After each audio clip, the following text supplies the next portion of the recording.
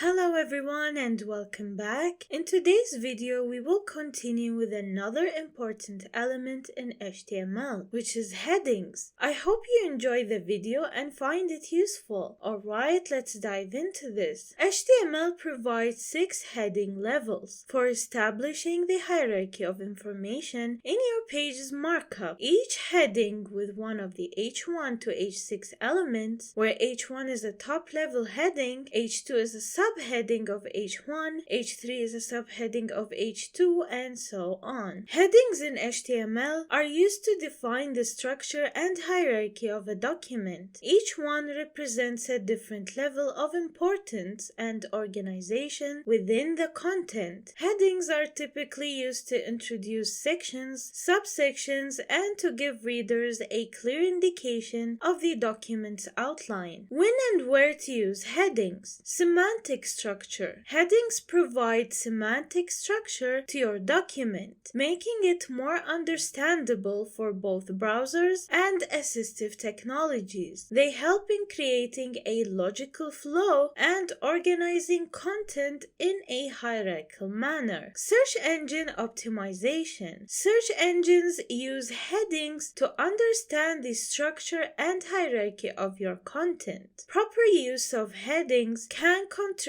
to better search engine rankings. Accessibility. Headings assist users who rely on screen readers or other assistive technologies to navigate and understand the content. Styling and presentation. Headings can be styled with CSS to make them visually distinct from regular text. This helps users quickly navigate and understand the content. Now, for those unfamiliar with screen readers and assistive technologies, screen readers like VoiceOver, TalkBack, and Orca are designed to help individuals with visual impairments or blindness access digital content. These tools convert text into speech or braille, enabling users to interact with and consume information. Now, here on VS Code, I have just created a new HTML file. Remember, I will generate the default HTML5 snippet, just like I previously explained in a previous video. Now go ahead and type HTML, choose HTML5 and hit enter. Okay, now just a quick review. We have declared an HTML5 document and we set English as the document's language. We also have set the character encoding to UTF-8, and finally we have the viewport meta tag. Now here in the title tag, I will add the title for this page. For the purpose of this video, I will just name it HTML headings. Remember, these meta elements are all inside the head element, which is the non-visible content on the information related for the page. Hit Ctrl and S or Command and S to save the changes. Now open the file that we just created, right click on it and choose Open with your browser of your liking, in my case Firefox, to view the changes on the page. Okay, you can see the page's title and nothing yet as content. In HTML, the head section of a document is primarily used for metadata, document-wide settings, and links to external resources. It typically doesn't contain the main content of the document. That is the purpose of the body section. Headings, being structural elements that define the hierarchy of your document, are part of the document's content. Therefore, they belong within the body section. To organize your document with headings, type the heading in the body element depending on the level of importance of the heading that you want to create, from H1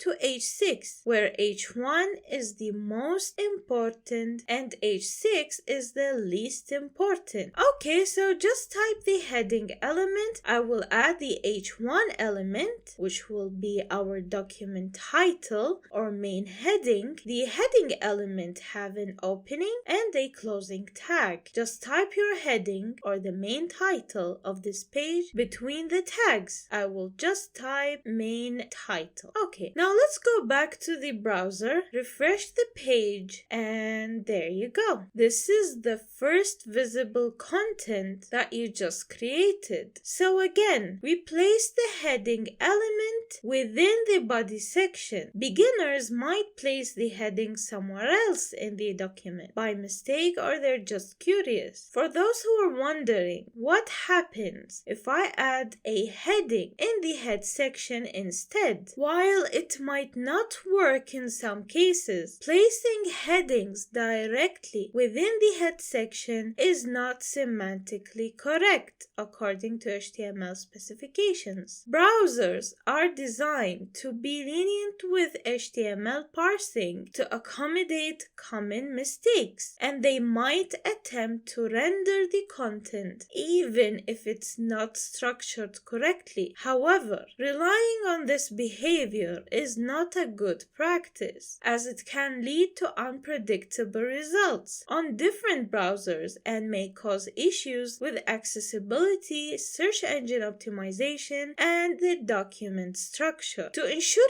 your HTML documents are well formed and adhere to standards, it is recommended to follow the proper structure where headings are placed within the body element. In HTML, elements that display content on the page, such as heading elements, paragraphs, lists, images, and so on, are typically placed inside the body section of the HTML document. The body section is reserved for the actual content that users see and interact with, while the head section contains metadata, document settings, and links to external resources. Now you understand that there are 6 levels for headings, from H1 to H6. So when and which one do you use? Are there any difference between them? Well, the importance of heading levels in HTML from H1 to H6 is determined by their hierarchical structure. This hierarchy reflects a top-down organization, where H1 represents the main heading or title of the entire document, and the subsequent levels represent subheadings of decreasing importance. Here are some general guidelines on how to prioritize heading levels. The first one, we have the main heading or H1. It is used for the main title or heading of your document. This could be unique to each page and represents the overall theme or topic. Next, we have the subheadings from H2 to H6, used for section titles or major content divisions within the document. H2 is typically used for subsections of H1, H3, used for subsections of H2, and so on. Subsections H4 to H6 used for further subdivisions within sections. These are less important than the main sections and the subheadings. Now on VS Code, after the main title H1, go to the next line, and I am going to add the subheading H2 of the main title H1. H2 has an opening and a closing tag. In fact, all of the headings elements have an opening and a closing tag. Next, we add the H3 tag, and I will type subheading of H2 because H3 is a subheading of H2. Next, we have H4, and I will type subheading of H3. Now H5, subheading of H4, and finally we have the 6th element, and I will type subheading of H5. Now these are all of the heading levels. We have the main heading and 5 subheadings. Hit Ctrl S or Command and S to save the changes. Now back to the browser, refresh the page, and there we have all the levels on the page. The key is to maintain a logical and consistent hierarchy. Each level of heading should represent a clear level of importance and organization within the content. Here are a few considerations. Semantic meaning. Headings should be used semantically, each heading level should convey a distinct level of importance and not be used slowly for styling purposes. As you can see, each heading displays in either bold or different size. It also depends on which browser you have opened the document with. That does not mean that you would choose the heading based on the appearance you want. Only in CSS you can change the font size, bold, color, and so on. Avoid skipping levels. It is generally advisable not to skip a heading level. For example, do not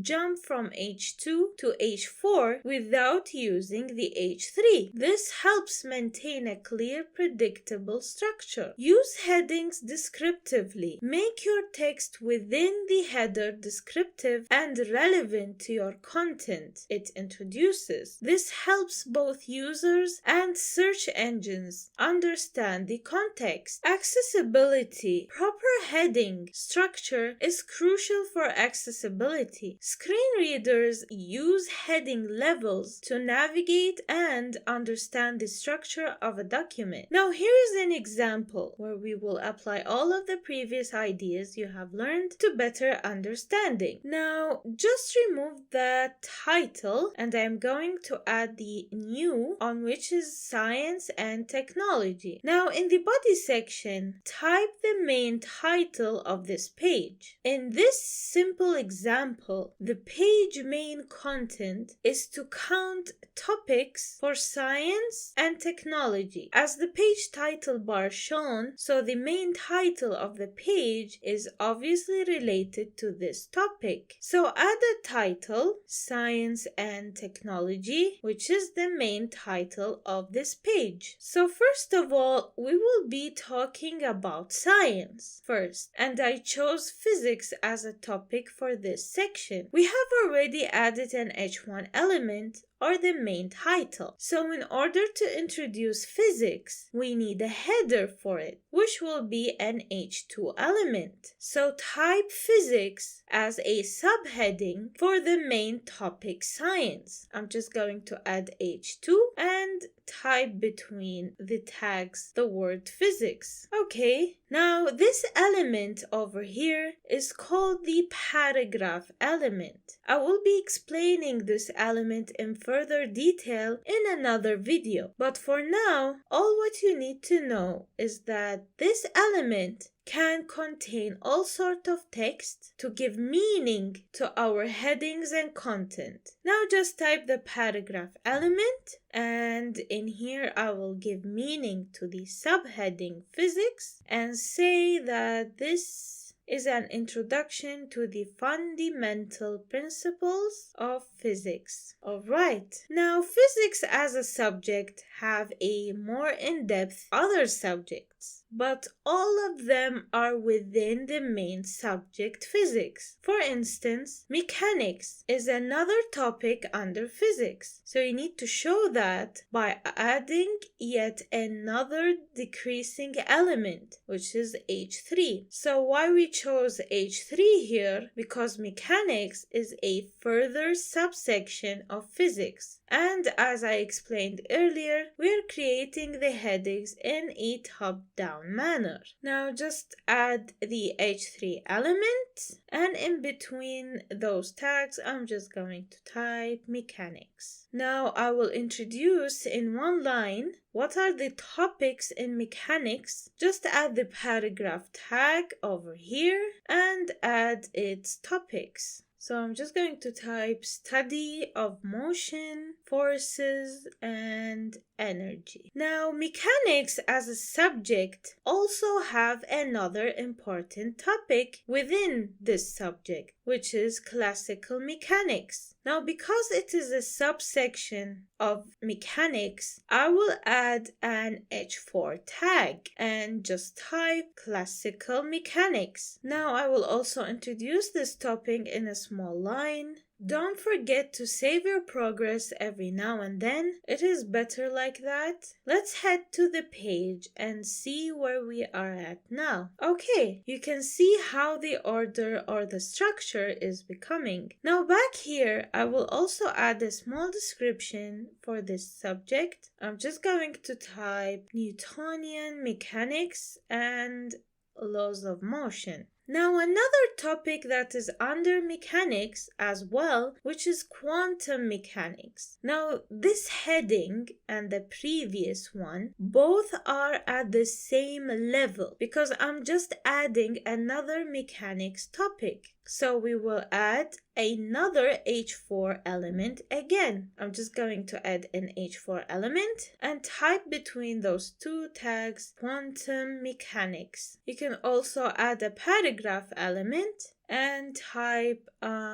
behavior of matter and energy at the smallest scales. Now here I will give another topic that is under quantum mechanics. Just add the H5 element and in between I will write wave a particle duality. So in here we needed a new element to show a furthermore division. Now I'm just going to add another paragraph element and type understanding the dual nature of particles. Quantum mechanics have also another topic, which is quantum entanglement, for instance. So you can see how is it going. It is really simple, just like when you write an essay or an article. You would divide the main topic into smaller ones and you would be writing headings and subheadings. So here I'm just going to type the H5 element and type quantum entanglement. You can also add the paragraph element and just type phenomenon where particles become interconnected. Now we have finished the part where we talk about science. Now we will start introducing the second topic, which is technology. Just the same as before, I will add an H2 element for the second main topic, which will be computer science, for example. So just add the H2 element and type computer science in between. And I will also add a paragraph element exploring the world of computers and algorithms. So computer science have a subtopic about programming languages. So I will add another heading, an H3 element, and just type between them programming languages. Now we have multiple languages. I will just add Python, for example, and another one, Java. They both share the same level of structure in this document because both of the languages are under the programming languages heading. I am sure now you have grasped the logical flow of the headings. It is really simple. Now I'm just going to type H4 and type Python, and we have another H4 element and just to type Java. Now just save the changes and let's head to the browser. Okay, great. Everything is in correct order. So this was an easy and a simple example. Now here we have yet another one. In this example, sometimes I see this kind of structure from beginners. It might be syntactically valid in HTML, but structure-wise that is not recommended. It is a bad practice example. You have a structure where H3 over here is used both as a subheading of a preceding H2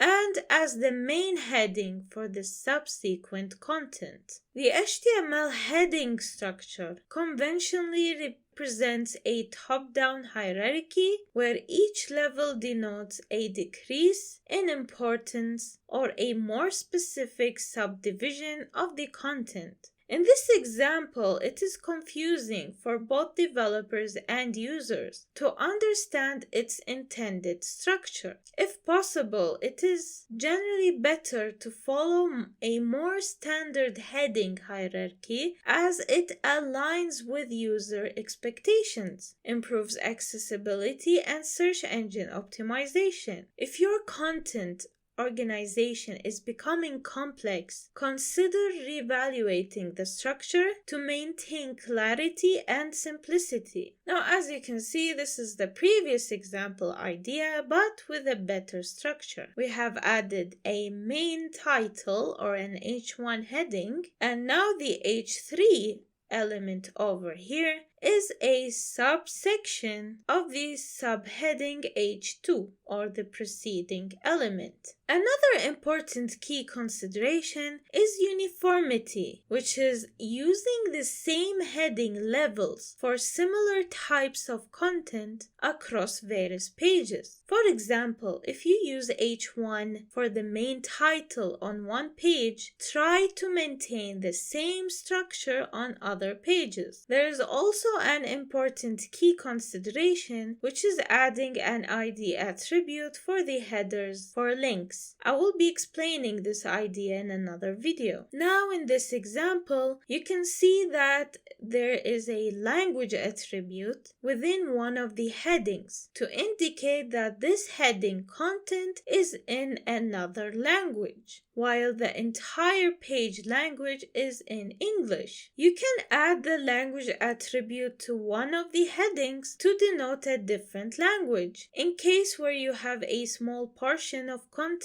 in a different language within the declared language for the entire document. This practice is aligned with web accessibility guidelines and helps assistive technologies correctly interpret and pronounce the content in the specified language. The language that I added in here is Arabic. The Arabic letters will not get displayed correctly on the page if I don't add the character encoding meta tag. So here you can see how the UTF-8 come in hand. Nice. So the entire page is in English except the heading, which is in Arabic. This sentence means welcome to our page. Okay, so we have reached the end of today's video. I hope it was useful. Thank you all for watching. If you have any questions, please feel free to drop it in the comment section below.